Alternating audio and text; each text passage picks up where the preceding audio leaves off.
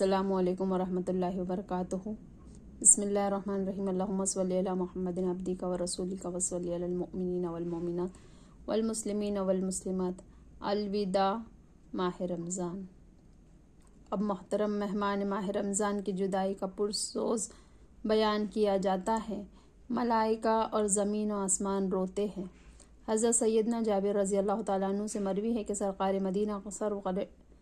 سرور قلب و سینہ صلی اللہ علیہ وسلم نے فرمایا، جب ماہ رمضان کی آخری رات آتی ہے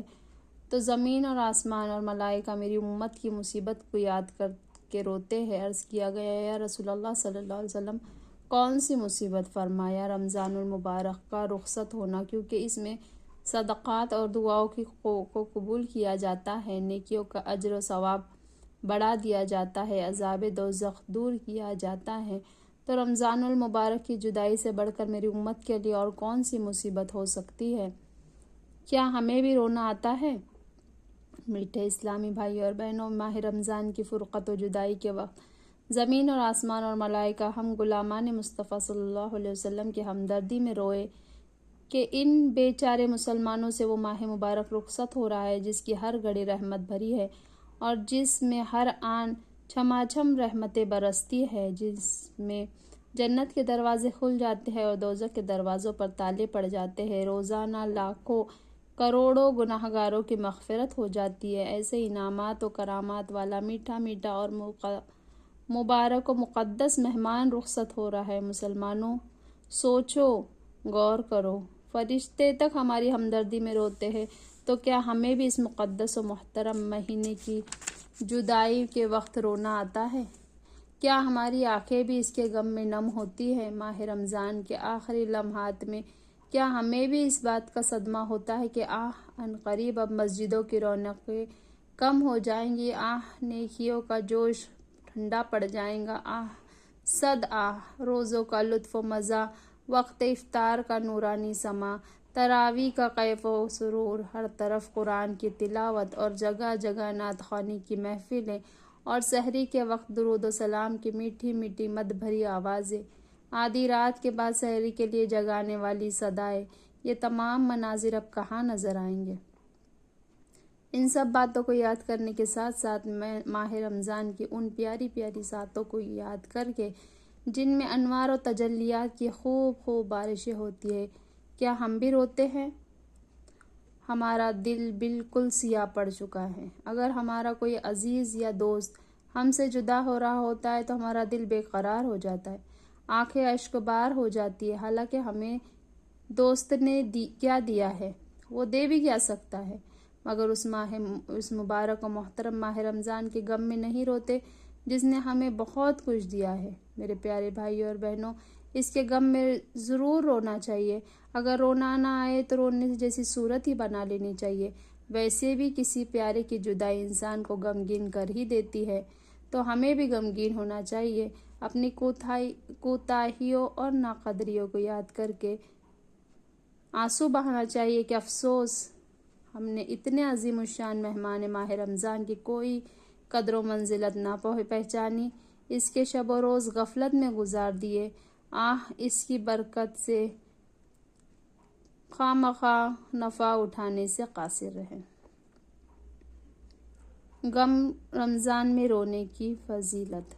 حدیث پاک میں آتا ہے، جو شخص رمضان المبارک کے آنے کی خوشی اور جانے کا غم کرے اس کے لیے جنت ہے اور اللہ عز و جل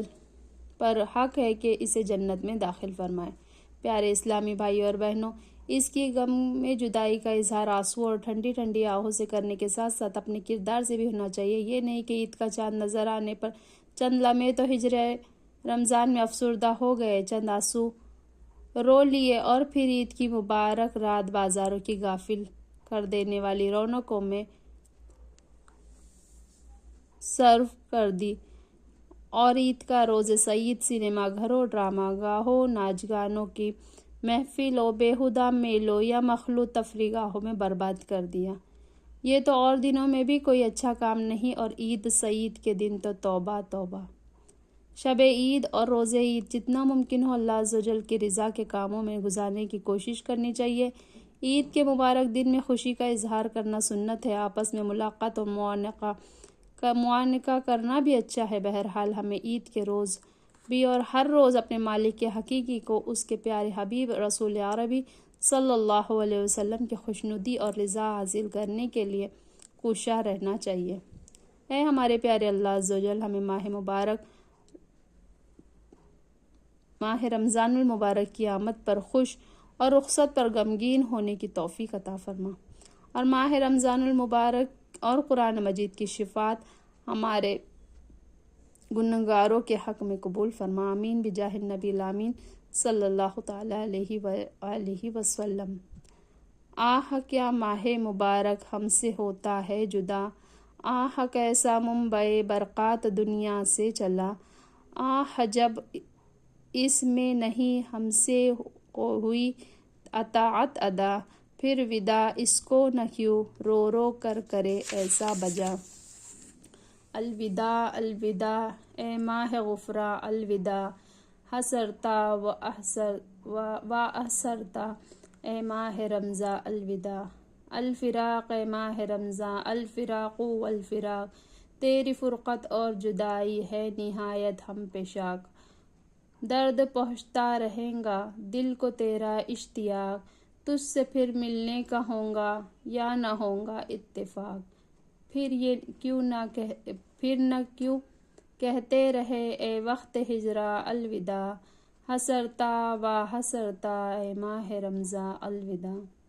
اے ماہ فرخندہ پہ افسوس ہم غافل رہے، قدردانی سے تیری ہم شب و روز کاہل رہے، نی ہوئی ہے ہاتھ ہم سے نے کیا جو چاہیے، تیری حرمت کچھ نہ کی ہم نے پشیمان ہی رہے، اس لیے کہتے ہیں ہم اب اشک ریزہ الوداع، حسرتا حسرتا او حسرتا اے ماہ رمضان، الوداع تیرے آنے سے زمانہ ہر طرف پر نور تھا، مسجد و محراب و منبر جگمگاتے جا بجا، روزہ داروں کا بھی چہرہ بڑا رونق بھرا، آہ ایسی برکتیں اب ہم سے ہوتی ہیں جدا، ہے زبان و جان و دل گویا ہراساں الوداع، حسرتا و حسرتا اے ماہ رمضان، الوداع آہ اے رمضان کوئی دم کا تو اب مہمان ہے، ہر مسلمان اب جدائی سے تیری بے جان ہے، کوئی تڑپتا ہے کوئی تصویر سا حیران ہے، آہ یہ دل کا ہمارے درد بے درمان ہے، پھر نہ کیوں رو رو کر کہے ہر ایک مسلمان الوداع، حسرتا و حسرتا اے ماہ رمضان، الوداع آہ اب جاتا ہے تو